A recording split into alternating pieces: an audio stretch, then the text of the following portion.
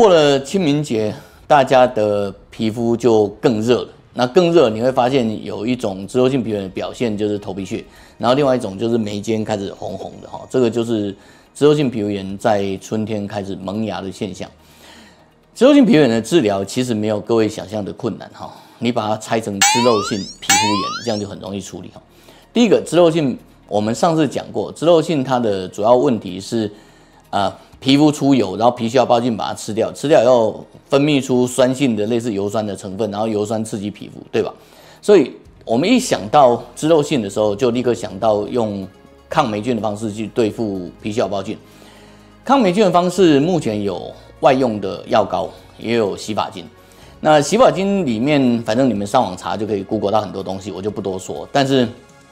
洗发精有2个老故事跟各位提醒一下。不要以为洗发精不会伤害你。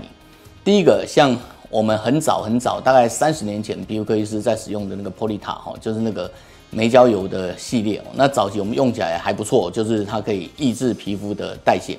但是后来这个东西也被发现它对皮肤癌有很明显的刺激，所以现在很局限的用在一些比较严重像肝癣的治疗。那大部分的外科的皮肤的疾病已经不再使用了。另外一个是某个很有名的那个酱子那个品牌那个，他早期宣称的那个 ZPT 成分，然后最近也被欧盟禁掉了。那禁掉理由是因为这个东西对水生食物有致畸胎的风险，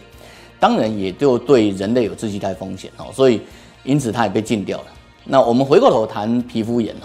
皮肤炎的部分，你一想到很简单，就是抗炎的成分。那抗炎成分最原始的做法就是类固醇。然后现在当然也有新的免疫抑制药物了像 tacrolimus 之类的都可以用在脂漏性皮肤炎的部分。但是皮肤炎的部分，当各位在治疗的时候，身为医师，我们想到的其实是先想因就是说什么事情引发皮肤炎，然后之后才想到皮肤炎的治疗。皮肤炎，我们先谈皮肤炎的治疗好了。皮肤炎治疗其实很简单，你不是用类固醇，就是用抗免疫的药物。可是，在肌肤监测的过程中发现，类固醇的使用很简单，抗免疫的药物也很简单，可是脱离类固醇跟脱离抗免疫药物是比较痛苦的事情。你早晚会需要停药，你也早晚会不喜欢用这些东西。可是你一旦停用的时候，特别是类固醇的禁断，我们已经谈过很多次。当你在类固醇禁断过程中，你会产生一些发炎、一些不舒服，所以类固醇的使用上要非常谨慎。脂漏性皮肤炎的治疗有2个主要的困难点。一个是我们刚刚提到的脂漏性，你必须用抗霉菌的药物。那抗霉菌药物在已经发炎的皮肤上是一种刺激，然后在抑制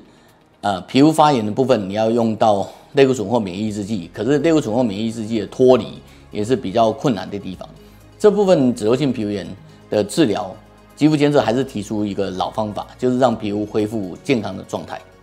肌肤监测提出来，如果你是本频道新的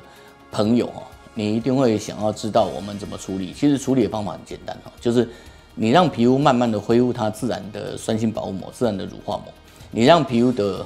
毛孔可以出油然后汗孔可以出水，同时溶解你的角质层以后，你的皮肤就会恢复正常的酸性保护膜。正常酸性保护膜以后，因为油脂的减少，你的皮细胞胞菌就不会增长，于是你就解决了脂漏性的问题然后在恢复的过程中，因为重建了酸性保护膜，所以你的类固醇的禁断也会变得比较舒适，不会那么痛苦。于是你也脱离了皮肤炎的类固醇问题。因此，在脂漏性皮肤炎的肌肤监测提出的对策来说，就是请你很认真的去跑步很认真的去流汗运动，然后你可能中间会长一些青春痘，会有一些红的情况。可是随着时间渐渐过去，你的皮肤就会因为正常的平衡而重新找到你原来的酸性保护膜、你原来的乳化，还有你原来的健康。